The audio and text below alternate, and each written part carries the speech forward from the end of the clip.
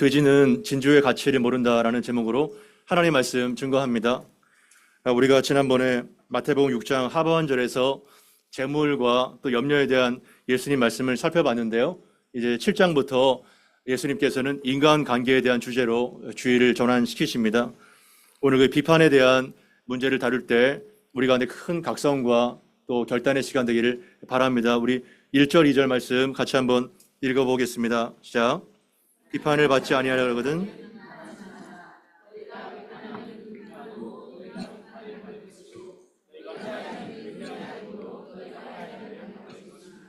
아멘. 네, 비판을 받지 아니하려거든 비판하지 말라. 우리는 이 말씀을 여러 번 들었을 것입니다. 근데 이 말씀을 들을 때 어떠한 궁금증이 생기지 않나요? 어떠한 의문이 생기지 않습니까? 그러면 예수님은 우리의 건전한 분별력과 판단력조차도 금지하시는가? 그냥 좋은 게 좋은 것이라고 비도덕적이고 또 비윤리적인 것도 눈 감아 주라는 것인가? 이렇게 의문이 들 때가 있습니다. 어떤가요? 그것이 아니라는 것을 다 알고 계시죠? 그러니까 오해하지 말아야 될 것은 건전한 분별력과 판단력, 이것을 금지하는 것이 절대 아니죠. 이미 우리가 살펴본 마태복음 6장 22절에 눈은 온몸의 등불이니 내 눈이 성하면 온몸이 밝을 것이다. 건강한 가치와 판단력으로 우리는 분별해야 된다. 예수님 가르침을 살펴봤습니다. 그래서 바른 판단력으로 빛과 어둠, 또한 선과 악을 분별해야 되고, 또한 7장 6절에 오늘 본문에 누가 개와 돼지인 것을 판별해야 될 것이고, 또한 7장 15절 이하에 어떤 나무가 좋은 나무인지 나쁜 나무인지 우리는 판별해야 되는 것입니다. 그러니 성도들에게 이 분별력은 대단히 많이 요청되는 결정적인 것이 아닐 수 없습니다. 그러나 여기에서 비판하지 말라, 이것은 단순하게 윤리적인 요청일까요? 그것은 아닙니다. 그리고 이 비판은 단순한 판단 이상의 의미를 갖고 있습니다. 이 비판의 크리노, 이러한 단어는 그냥 판단 정도가 아니라 심판, 정죄, 이러한 뜻입니다. 재판장의 자리에 서서 내가 저 사람을 정죄하고 심판을 내리는 그러한 것을 의미하죠. 그래서 건전한 판단과 분별력이 지나쳐서 내가 마치 하나님의 자리에서, 재판장의 자리에서 형제를 판결하고 심판하는 그것을 의미합니다. 이 사람 마음에 사랑의 마음이 있을까요? 사랑의 마음이 전혀 없습니다. 그래서 어떠한 선입견을 가지고 마치 형제를 박멸해야 되는 원수로 규정하고 거칠게 대하는 것이죠. 이것은 매우 위험한 행동이라고 예수님 말씀하십니다. 그 뿌리가 교만과 무지에서 비롯된다는 것이죠. 여러분, 사람 중에 완전한 100%의 분별력과 정확한 식견으로 그 사람의 모든 생각과 행동을 판단할 사람이 있을까요? 단 한 사람도 존재하지 않습니다. 자신은 공정과 정의라고 외치지만 하나님 외에 단 한 분도 자신의 판단을 객관화할 수 있는 사람은 아무도 없죠. 그러기에 우리는 성령의 조명과 우리의 이성으로 매사를 분별하고 판별을 내려야 되지만 항상 내가 틀릴 수 있다는 여지를 두고 살아야 되는 것입니다. 아멘. 그러한 사람이 성숙한 사람인 것입니다. 100% 자기의 확신에 빠져 독단과 독선으로 살게 되면 많은 사람을 다치게 하는 것입니다. 오직 하나님만이 사람을 선악간에 판단하시고 심판하실 수 있는 분이라는 것을 우리는 잊어서는 안 될 것입니다. 여기에 병행 구절에 누가복음 6장 35절에서 38절까지를 같이 한번 살펴보면 좋겠는데요. 오늘 본문의 병행 구절입니다. 같이 한번 누가복음 6장 35절부터 38절까지 같이 한번 읽어보겠습니다. 시작. 오직 너희는 원수를 사랑하고 선대하며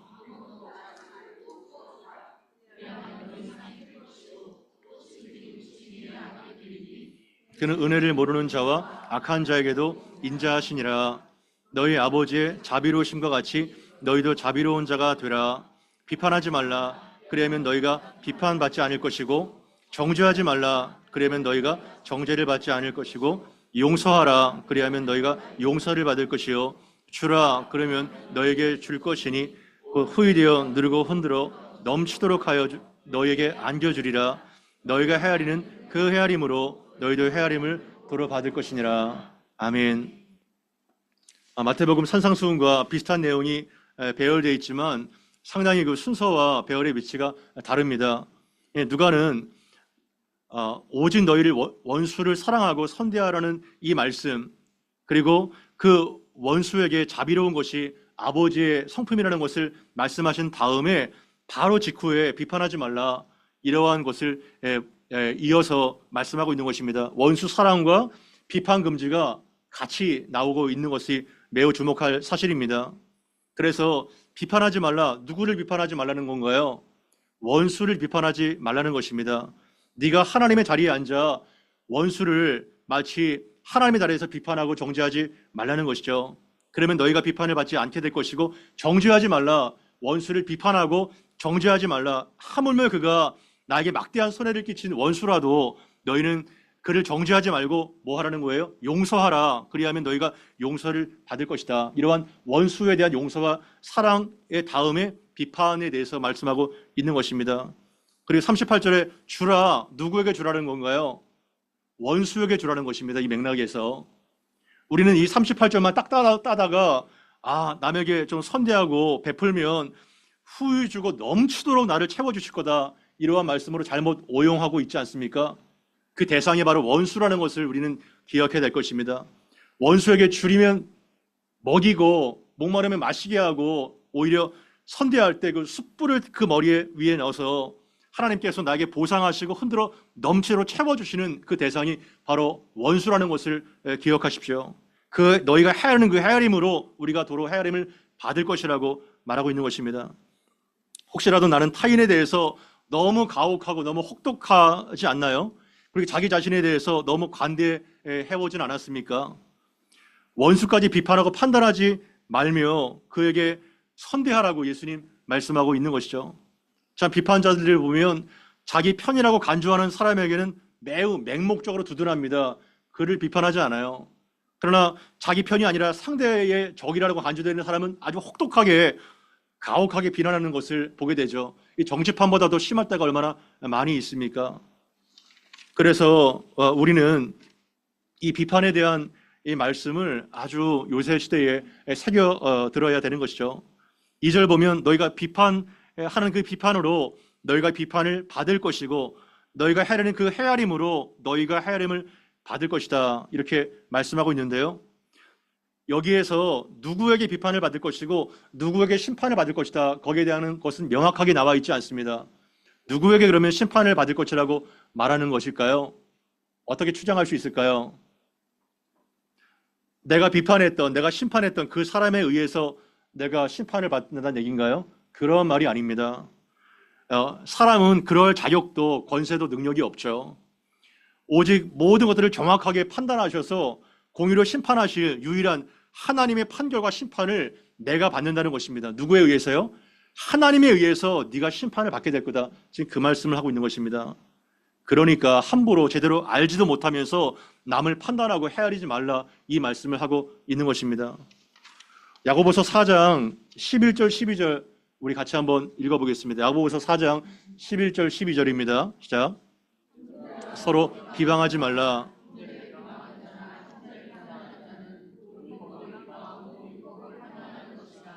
내가 만일 율법을 판단하면 율법의 준행자가 아니요 재판관이로다. 입법자와 재판관은 오직 한 분이시니 능히 구원하시기도 하시며 멸하기도 하시느니라. 너는 누구이기에 이웃을 판단하느냐. 아멘. 이 야고보 장로는 형제들아 서로 비방하지 말라, 이렇게 경고합니다. 형제를 비방하는 자나 형제를 판단하는 자는 곧 무엇을 비방하고 무엇을 판단한다는 얘기예요? 바로 율법 자체를 비방하고 하나님의 말씀을 판단하는 자리에 선다는 것입니다. 이 얼마나 무서운 말씀인가요? 형제를 비판하고 판단하는 것은 그 자체로 끝나는 것이 아니라 하나님의 말씀 자체를 비방하고 판단하는 자리에 내가 서 있는다는 것입니다. 서로 사랑하라고 용서하라는 그 율법을 정면으로 내가 맞서는 자리에, 하나님의 말씀을 정면으로 대치하는 자리에 내가 서 있는다는 것입니다. 그래서 율법의 준행자가 아니요 재판관이다, 이렇게 말하고 있죠. 네가 이런 걸 보니 율법을 행하는 자가 아니라 감히 율법을 심판하는 자가 되는구나, 이렇게 말하고 있는 것입니다. 그러나 12절에 입법자와 재판장, 율법을 만드시고 율법을 심판하시는 분은 누구라는 거예요? 오직 한 분밖에 없다는 겁니다. 그 한 분 하나님, 그분은 어떠한 분이세요? 능히 사람을 구원하기도 하시고 능히 사람을 멸하기도 하실 주권자, 전능자, 심판자, 그분밖에 없다는 것입니다. 그래서 야고보 장로는 너는 누구이기에 이웃을 판단하느냐 이렇게 강하게 책망하고 있는 것입니다. 감히 네가 어떠한 자격과 어떠한 권리로 남을 심판하는 하나님의 자리에 설 수 있느냐? 너는 누구냐? 너는 하나님이냐? 이렇게 말하고 있는 것이죠. 우리가 피조물임에도 불구하고 코로 숨쉬는 제한된 인간임에도 불구하고 얼마나 하나님 자리에 앉아서 남을 심판하고 정죄하고 저 사람은 저래, 저 사람은 저래, 얼마나 많이 그렇게 죄를 저질렀나요? 전력이 다 있죠, 그죠? 아무도 예외가 없습니다. 그거를 알으라는 거예요. 오히려 그러한 자리에 서 있어도 자신의 명철과 똑똑함을 자랑하고 정의를 앞세우고 공의를 앞세우는 얼마나 허망한 자랑을 많이 했는지. 여러분, 사람 중에서 아무나 막대해야 되는 사람은 이 세상에 아무도 없어요. 다시 한번 말씀드립니다. 내가 아무렇게나 판단하고 정죄할 사람 아무도 없습니다. 그 사람은 하나님의 형상을 따라 지은 교구교한 자라는 것을 우리가 잊어서는 안 될 것입니다. 3절 4절 같이 읽어보겠습니다. 시작. 어찌하여 형제의 눈 속에 있는 티는 보고 들보는 깨닫지 못하느냐.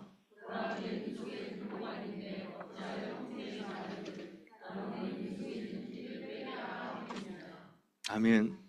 이 굉장히 참 우스꽝스럽죠. 어찌하여 형제의 눈 속에 있는 그 작은 티는 보면서 내 눈 속에 있는 들보는 깨닫지 못하느냐. 이거를 보면은 예수님의 그 유머 감각을 우리가 좀 알 수 있을 것 같아요. 여러분, 예수님이 굉장히 심각하고 항상 근엄하고 그런 분인 줄 아시죠? 천만의 말씀이에요. 예수님은 자연을 통해서 자신의 직업을 통해서 이러한 형제 비판에 대한 비유를 하시는 유머 감각이 매우 탁월한 분이십니다. 여러분, 티는 뭔가요? 목공소에서 흔히 볼 수 있는 톱밥과 같은 작은 입자를 티로 해석할 수가 있습니다. 들보는 뭔가요? 들보. 건물을 지탱해 줄 수 있는 대들보와 같은 큰 통나무를 말하죠. 들보. 그 영어로는 빔이 될 수 있어요. 아주 그 하중을 건축 구조물을 지탱해 주는 긴 도구. 이것이 빔입니다. 그것이 들보죠. 예수님의 직업이 뭐예요? 전직 목수시죠. 그래서 예수님은 갈릴리에서 탁자도 만드시고 또한 의자도 만드시고 대문을 만들어 주셨어요. 대패질을 내서 그러한 목공소에서 흔히 발견될 수 있는 작은 입자, 그 티끌, 그리고 그러한 통나무, 이것을 비유를 하셨던 거예요. 여러분, 사람의 눈 속에 통나무가 들어갈 수 있을까요? 사람의 눈 속에 통나무 못 들어갑니다.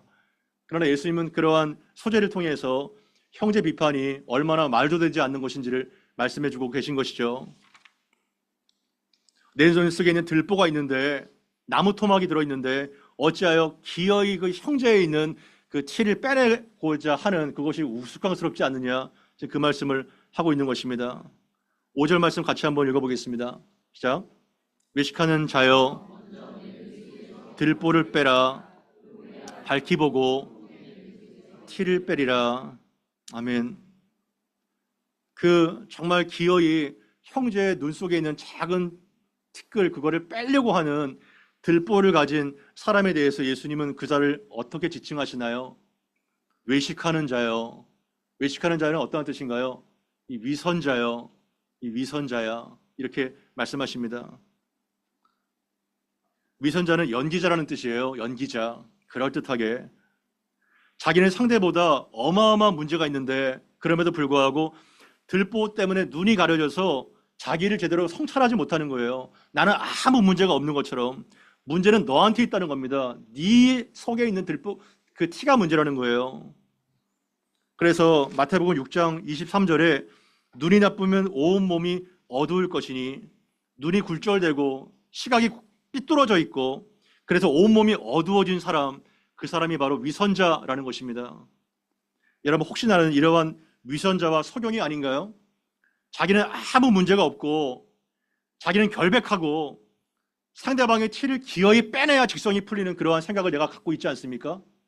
이거는 무서운 독선이고 이거는 정말 웃긴 이야기라고 예수님 말씀하고 있죠. 로마서 2장 1절부터 3절 말씀 같이 한번 읽어보겠습니다. 로마서 2장 1절부터 3절까지 말씀입니다. 시작. 그러므로 남을 판단하는 사람아,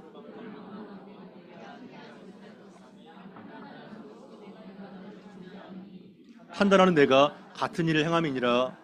이런 일을 행하는 자에게 하나님의 심판이 진리대로 되는 줄을 우리가 아노라. 행하는 자를 판단하고도 같은 일을 행하는 사람아, 네가 하나님의 심판을 피할 줄로 생각하느냐. 아멘. 로마서 2장의 배경은 스스로 모범생이다, 스스로 어린아이의 선생이다 여기는 교사들에 대해서, 율법 교사들에 대해서 그들을 겨냥하여 사도 바울이 책망하는 내용을 담고 있습니다. 그들은 로마서 1장 후반부에 나오는 그 수많은 죄에 대해서 면책됐고 나에게는 해당되지 않는 죄라고 생각하고 있어요. 그래서 그들을 겨냥해서 1절에 그러므로 남을 판단하는 사람아, 누구를 막론하고 내가 핑계하지 못할 것은 남을 판단하는 것으로 너를 정죄함이니 판단하는 내가 같은 일을 행함이라. 네 자신이 똑같은 죄를 저지르고 있기 때문에 스스로를 정죄한다는 것이에요. 이 얼마나 참 자가당착적인 심각한 범죄입니까? 여기에 해당되는 죄의 가장 주요한 표적이 누굴까요? 접니다, 저. 말씀을 가르치고 율법을 가르치는 교회의 지도자들, 그들은 말씀을 가르치기 때문에 언제든지 상대방의 책망하고 상대방의 문제가 있고 자신은 마치 결백한 것이냐, 이런 착각 속에 빠질 죄인들이 얼마나 많나요? 바리새인들, 율법 교사들, 이러한 죄가 있는데 네 자신은 가르치지 않으면서 왜 상대를 가르치려 하느냐, 판단하는 내가 같은 일을 하고 있다, 이렇게 까발리고 있는 것입니다. 이런 얘기를 행하는 자에게 하나님의 심판이 진리대로 되는 줄을 우리가 아노라. 이런 일은 무엇을 지칭하나요? 로마서 1장 후반부에 있는 그 수많은 죄악들, 그거를 내가 행동을 안 했을지라도 행동뿐만 아니라 마음과 생각으로 짓는 모든 악한 것들 다 걸려든다는 것입니다. 잊지 마십시오. 행동으로 죄를 짓지 않아도 마음과 생각으로 판단하고 음란하고 교만하고 그러한 어떠한 악한 죄라도 다 그것은 걸려들 수 있고 심판을 받을 수밖에 없는 악한 죄라는 것을 잊어서는 안 될 것입니다. 그래서 이런 일을 행하는 자를 판단하고도 같은 일을 행하는 사람아, 네가 하나님의 심판을 피할 줄로 아느냐? 어림도 없다. 너도 심판의 대상이다. 이렇게 말하는 거예요. 이것을 사자성어로 뭐라고 말하고 있나요? 사자성어로 내로남불이죠, 그죠? 내로남불. 예. 새롭게 최근에 조성된 사자성어예요. 내가 하면 뭐죠? 로맨스고 남이 하면 불륜인 거예요. 그러한 잣대가 얼마나 그냥 정확하지 않습니까? 예. 그러니까 우리는 너무 남에 대해서 가혹하고 자기에 대해서 관대한 거예요. 자기는 마치 거기서 면제된 줄로 착각하고 있죠. 세상에서 제일 말이 많은 곳이 어딘가요? 두 군데. 제일 말이 많은데 제 생각에는 제주도하고 교회 같아요. 예. 말이 얼마나 많은지. 또 여기 또 원화공園가니까, 문화공원 가니까 말들이 얼마나 또 많이 있는지, 문화공원 가니까 뭐 이 말 저 말 뭐 정마 뭐 말들이 너무 많아요. 쪼락말, 얼룩말, 거짓말, 막말, 뒷말, 반말, 비꼬는 말, 비난의 말, 얼마나 많은 말들이 목장과 교회 안에서 이리 뛰고 저리 뛰고 마음을 다치게 하고 상처를 주고. 여러분, 건강한 가정과 교회, 또 행복한 가정과 교회 판단할 수 있는 한 가지 잣대가 뭔가요? 한 가지 잣대. 그거는 비판과 비난이 뭐 쉴 새도 없는 가정과 교회, 그 지옥입니다. 지옥. 가정이 아니에요. 교회가 아니에요. 지옥입니다. 지옥. 넌 네가 이래서 그래. 네가 잘못한 거야. 네가 그런 거야. 똑바로 해 하면서 비판, 비난, 정죄. 여러분, 지옥이에요. 지옥이요. 그럼 어떠한 가정과 교회가 천국 같나요? 사랑하고 이해하고 받아주고 용서하고 이러한 가정이 천국입니다. 지상에서 천국을 맛보는 거예요. 지상에서. 여러분의 가정, 교회, 우리 교회 어떤가요? 한번 진지하게 돌아봐야 되는 것입니다. 우리 교회, 우리 가정은 지옥인지 아니면 천국인지. 끝없이 비판, 끝없이 잔소리. 여러분, 잔소리로 사람 바뀌나요? 잔소리 한 30년 듣고 내가 변하여 새 사람 됐다, 이런 사람 한번 데려와 보세요. 잔소리 30년 듣고 내가 변하여 새 사람이 되었다, 뉴 크리에이션 되었다. 한 사람 없어요. 한 사람도 없어요. 예? 그냥 감정풀이밖에 안 되는 건 잔소리. 정말 그런 겁니다. 대안이 뭐예요? 모든 것을 아시고 모든 것을 판단하실 수 있는 유일한 입법자이자 재판장이신 하나님께 그 문제를 가지고 나가세요. 아멘.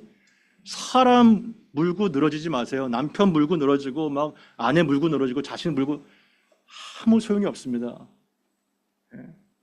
그래서 하나님께 그 문제를 가지고 나아가서 기도하면서 디바인 위즈덤, 지혜를 구할 때 후히 주시고 꾸짖지 아니하시는 하나님께 주실 것입니다. 아멘. 그럴 때 관계가 회복되는 거예요. 그리고 내 눈에 들보를 그때 비록 보는 거예요. 아, 내가 이렇게 어마어마한 악인이었구나. 그때 보는 겁니다. 6절 말씀 같이 한번 보겠습니다. 시작. 거룩한 것을 개에게 주지 말며 너희 진주를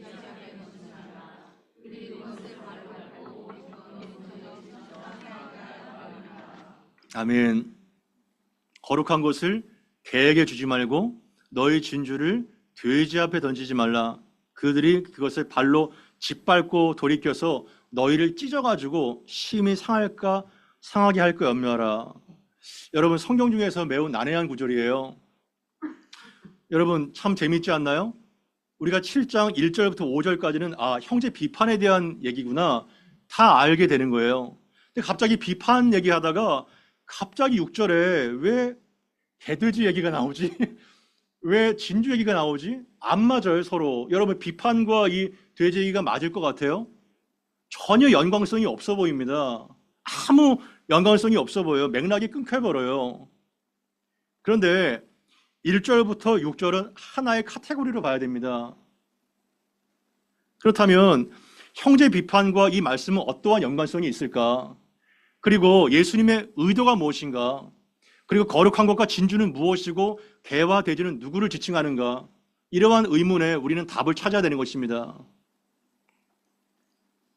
그러면 거룩한 것과 진주가 서로 대비가 되고 개와 돼지가 서로 대비가 되는데 같은 의미인데 거룩한 것과 진주가 어떠한 뜻일까요? 여기에서 무엇을 말하는 것일까요?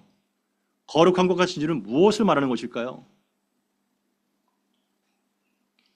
지금까지의 그 산상수훈의 쭉 맥락이 봤을 때 이 거룩한 것은요, 여러분 어떠한 것을 해석할 때요, 자의적으로 절대 해석하면 안 됩니다. 근거가 있어야 되고 맥락이 있어야 되고 문맥이 있어야 되는 거예요. 그래야 예수님께서 원하시는 정확한 해석을 할 수가 있는 것입니다.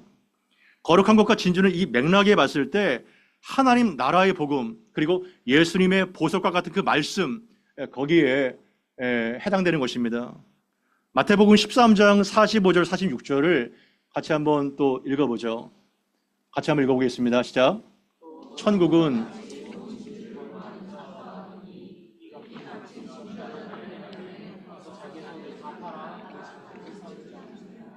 아멘. 마태복음 13장은 하나님 나라의 여러 가지 비유가 나와요. 네 가지 밭의 비유, 그리고 가라지의 비유, 그리고 바로 44절에는 밭에 감춘 보화를 발견하고 기뻐하며 돌아가서 자신의 소유를 다 팔아서 그 밭을 산 농부의 비유, 계속적으로 하나님 나라에 대한 비유가 나와 있어요. 그 다음에 마태복음 13장 45절 46절에 좋은 진주를 구하는 장사 비유가 나오는 것입니다. 그리고 극히 값진 진주 하나를 발견하니까 자기 소유를 다 팔아서 결국은 어떻게 돼요? 그 진주를 샀다 이렇게 얘기하고 있습니다. 그러면 이 진주는 무엇을 뜻하나요? 무엇을 말하고 있나요? 하나님의 나라를 말하는 것입니다. 하나님 나라의 복음을 말하고 있는 것이죠. 예수님의 말씀을 말하고 있는 것입니다. 그것이 가장 거룩하고 가장 값진 것이라는 것을 우리가 알 수 있겠죠. 그렇다면 저와 여러분들은 이 하나님 나라의 복음, 이 가치, 이 말씀의 가치를 정말 나의 모든 것들을 다 팔아서라도 결국은 사고야 마는 그러한 절대적 가치로 간주하고 있습니까? 인정하고 있나요? 아멘. 이것이 중요한 거예요. 성경이 말하는 것이 중요한 것이 아니라 이것도 절대적으로 중요하지만 내가 그걸 크게 여기고 있는가? 나는 이 가치대로 진주와 밭에 감춘 보화를 나의 전부보다 더 이상으로 생각하고 있는가? 이것이 중요한 것입니다. 하나님 나라가 그만큼 가치롭다는 거예요. 예수님의 말씀이 다른 어떠한 것과 비교될 수 없을 정도로 가치로운 진주라는 것입니다. 그렇다면 예수님께서 지칭하시는 이 개와 돼지는 누구를 말하고 있는 건가요? 누구를 말하고 있을까요? 성경 여러 곳에서 유대인들은 이방인들을 뭐로 여기죠? 개로 많이 여겼죠. 그죠? 예수님도 수로보니게 여인이 나왔을 때 자녀들의 받을 떡을 개들에게 주님이 마땅하지 않다, 이렇게 시험을 잠깐 하셨죠. 그런데요, 본문을 전체적으로 해석할 때 이 한두 가지의 클로를 가지고 이것은 이방인이구나, 예수를 알지 못하는 불신자구나, 이렇게 덜컥 해석해버린다면 상당한 오류에 빠집니다. 그렇게 해석하면 안 됩니다. 통합적으로 전체적으로 모든 본문을 다 봐야 되는 것입니다. 만약에 여기에서 말하는 개와 돼지를 불신자, 이방인으로 해석하면 좌충적인 모순이 생겨버려요. 왜냐하면 예수님도 수로보니게 여인에게 그동안 잠깐의 시험을 두셨지만 그 여인이 너무나도 놀라운 믿음을 갖고 있었어요. 우리는 부스러기라도 필요하지 않습니까? 그러니까 예수님이 깜짝 놀라면서 여자여 내 믿음이 크도다 하면서 이방인의 구원이 열려지게 되는 거예요. 8장에 또 이방인 백부장의 믿음도 또 가장 칭찬을 받지 않습니까? 마태복음 전체가 이방인들에 대한 많은 칭찬과 구원이 담겨 있어요. 그리고 결정적으로 마태복음 28장 마지막에 너희는 가서 모든 족속으로, 모든 민족으로 제자를 삼아라. 그리고 너희는 온 천하에 다니면서 만민에게 복음을 증거하라. 이 말씀을 하시고 마치시죠. 그러니까 개와 돼지에게 거룩한 것과 진주를 주지 말라는 것은 그들에게 복음을 증거하지 말라, 이러한 모순이 된다는 거예요. 이해가 되세요? 그러니까 이 말씀은 해석이 아닌 거예요. 그러한 것 해석이 아닌 거예요. 그렇다면 이 개와 돼지의 지칭을 누구라고 규정하고 계신 건가요, 예수님은요? 우리는 생각하면서 신앙생활을 합니다. 본문을 볼 때 그냥 아무렇게나 쏙쏙 지나가면 안 돼요. 우리는 질문을 던지고 답을 찾아야 되는 것입니다. 그리고 성경을 성경으로 해석해야 되는 것입니다. 자의적인 판단이나 감정이 포함되면 안 돼요. 다 그렇게 됩니다. 베드로후서 2장 20절에서 22절까지를 같이 한번 읽어보면 좋겠습니다. 베드로후서 2장 20절에서 22절까지입니다. 같이 한번 읽습니다. 시작.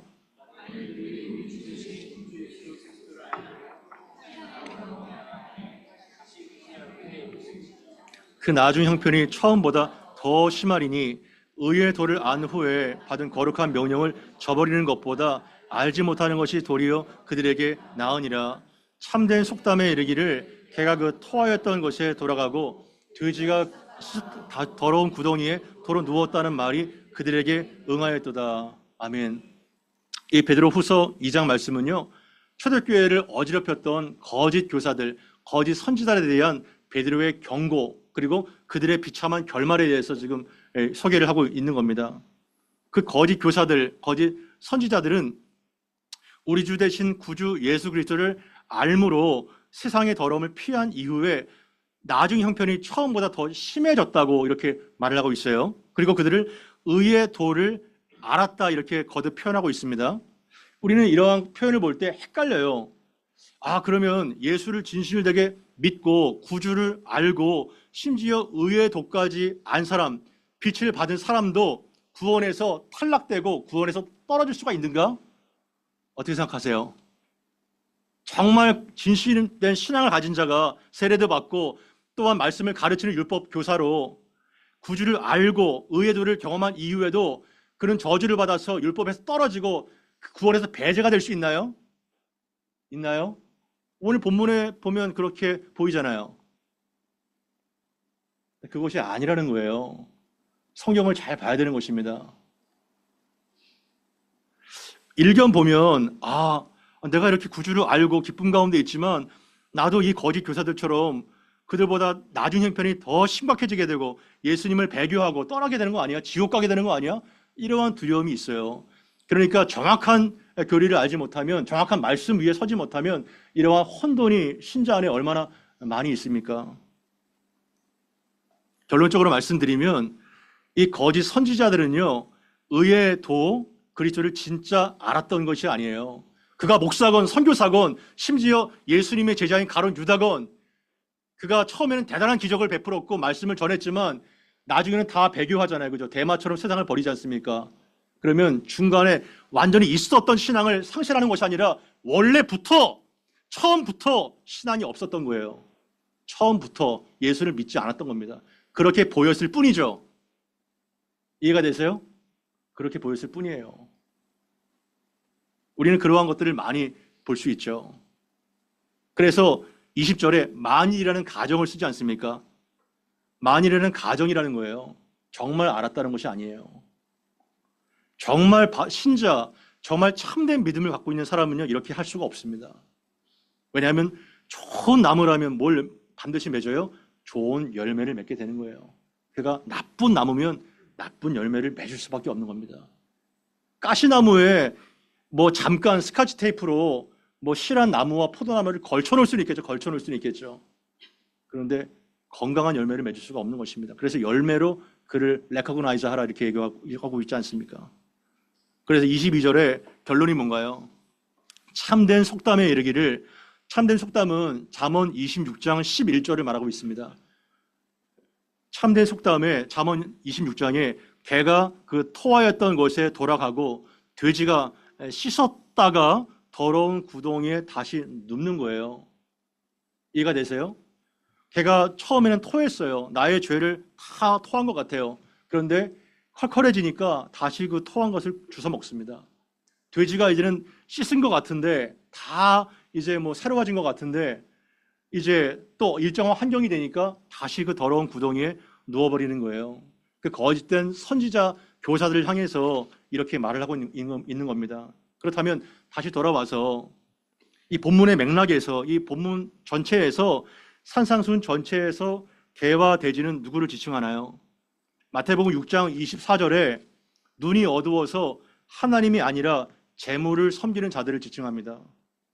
그리고 마태복음 오늘 7장 5절에 자기의 들보는 보지 못하고 남의 눈에 티를 기어이 빼내려는 누구예요? 위선자, 외식자, 그들을 말하는 겁니다. 그리고 마태복음 7장 15절 이하에 거짓 선지자들, 양의 탈을 썼지만 그들의 속내는 거짓된 선지자들, 바리새인들, 서기관들, 외식하는 종교 지도자들, 그들을 지칭하는 겁니다. 그들은 하나님 나라의 복음을 들었어요? 못 들었어요? 여러 번 들었습니다. 여러 번 들었고 심지어 반응도 했지만 끝내 복음의 가치를 깨달아야 깨닫지 못해요. 깨닫지 못합니다. 그리고 순종하지 못하는 자들을 지칭하는 거예요. 그래서 결국은 가룟 유다와 같이 실패하고 대마처럼 세상을 사모하여 떠나게 되는 겁니다. 그래서 그들은 그 예수의 가치를 깨닫지 못하고 십자가에 못 박혀 죽이는 역사가 있게 된 것이죠. 왜냐하면 가치를 모르기 때문에. 이들의 눈이 가려져 있기 때문에, 이들의 눈에 들보가 있기 때문에, 그래서 자기 옆에 있는 형제의 가치를 알지 못하는 거예요. 그래서 진주를 1절부터 6절까지 통합을 하게 되면 하나님 나라와 말씀의 가치뿐만 아니라 누구의 가치를 포함하고 있는 거예요? 형제의 가치를 포함하고 있는 겁니다. 형제의 가치. 그래서 하나님 나라의 복음의 가치와 구원받은 형제의 가치가 같은 카테고리로 묶일 수가 있는 겁니다. 우리 고린도전서 8장 11절 말씀 같이 한번 읽어보겠습니다. 시작. 그러면 내 지식으로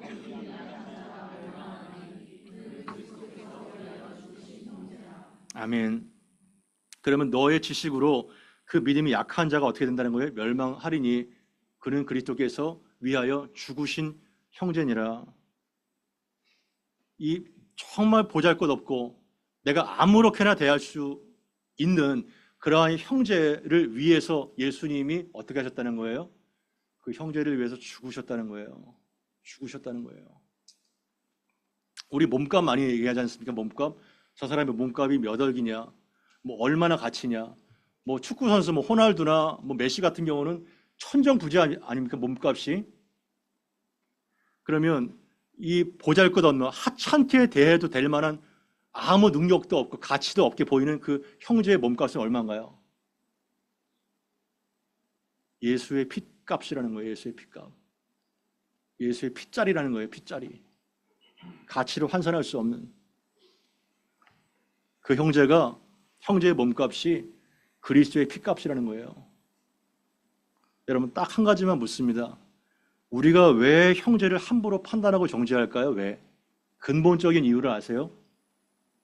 왜 함부로 툭툭 내뱉을까요? 물론 뭐 대단한 사람, 뭐 내가 감히 범접할 수 없는 사람은 막 그냥 뭐 설설 기죠. 근데 왜 아무런 주목도 안 할 만한 형제를 왜 내가 함부로 얘기하고 함부로 판단할까요? 그것은 그 형제의 가치를 모르기 때문입니다. 가치를 모르기 때문에 그래요.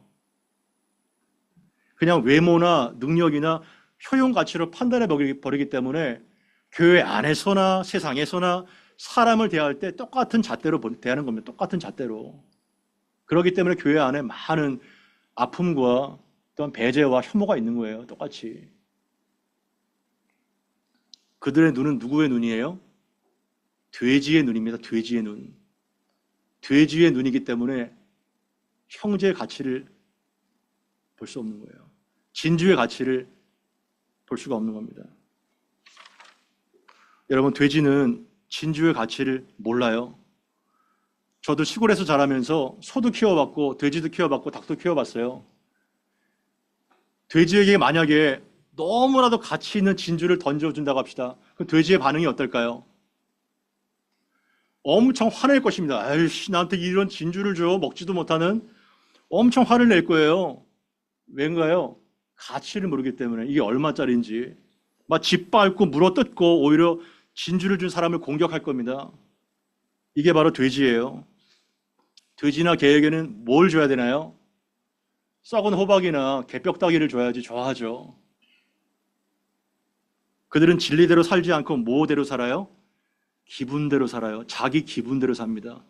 진리대로 사지 않아요. 기분대로 살아요. 자기가 그냥 기분이 좋고 배가 뭐 뚱뚱해지면 막 돼지꼬리를 흔들면서 좋아합니다. 그러나 기분이 나쁘면요, 거칠게 대하고 물어뜯어요. 기분대로 살기 때문에. 그리고 그들은 하나님의 복음, 거룩한 말씀, 예수님의 보석과 같은 말씀에 관심 자체가 없습니다. 관심 자체가 없어요. 그들의 관심은 유일하게 자기의 배를 만족시킬 수 있는 먹거리를 원하죠. 그래서 재미없는 말씀보다 재미있는 세상을 더 좋아합니다. 그러나 명심하세요. 그 재미없는 하나님의 말씀이 나를 살리고 영원한 생명을 주는 양식이라는 것을 잊지 마십시오. 아멘. 재미없는 말씀, 영원히 변하지 않는 진리의 말씀이 나를 살리고 모두를 살리는 것입니다.